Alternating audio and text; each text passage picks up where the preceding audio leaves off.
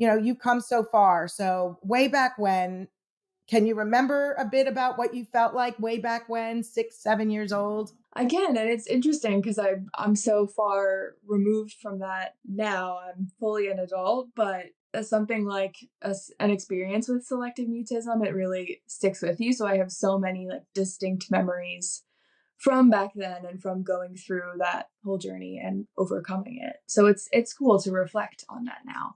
Yeah, well, we're going to do that today a bit because sometimes I talk to adults who really don't remember much when they were younger. I don't know if they've blocked it out or they just like have gone far, like different places in their life. And I think because you are so engrossed in the field now, that you probably, those memories have surfaced and stayed there because of your passion. So I can understand that. So tell us, when you were little, what do you remember way back when, even before you came to the Smart Center? I remember definitely knowing from the time I started going to school that I was different from the rest of my peers. I was able to make one really close friend before I started school. So I was always fully verbal with her.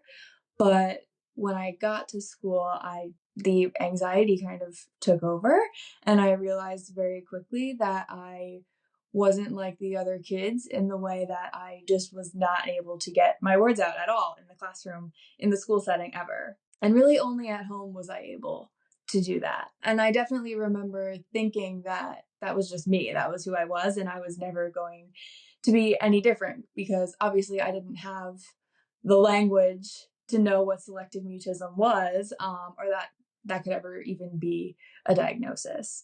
And just for our listeners, one of the things that I'm very big about is understanding why someone developed SM, which is important because it may have been a factor into SM where learned behavior came about, but also what might be maintaining it for those that still struggle with social communication. And in your case, do you remember what your whys were? Yes, I was very timid and I have always been a high anxiety presenting person. So those were my whys. Right. So you didn't really have a lot with like speech and language or any sort of learning challenges, anything like that. You didn't have innate like social skill deficits. You were what I call almost like a dictionary. If there is a dictionary picture of SM, what most people see SM as are the highly sensitive, very timid individuals.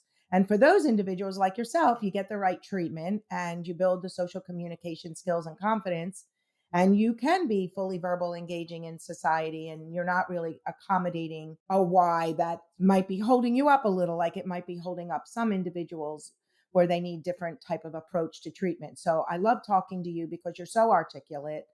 You're always able to express that. So I remember meeting your mom, and I remember you driving kind of far, right? Yep.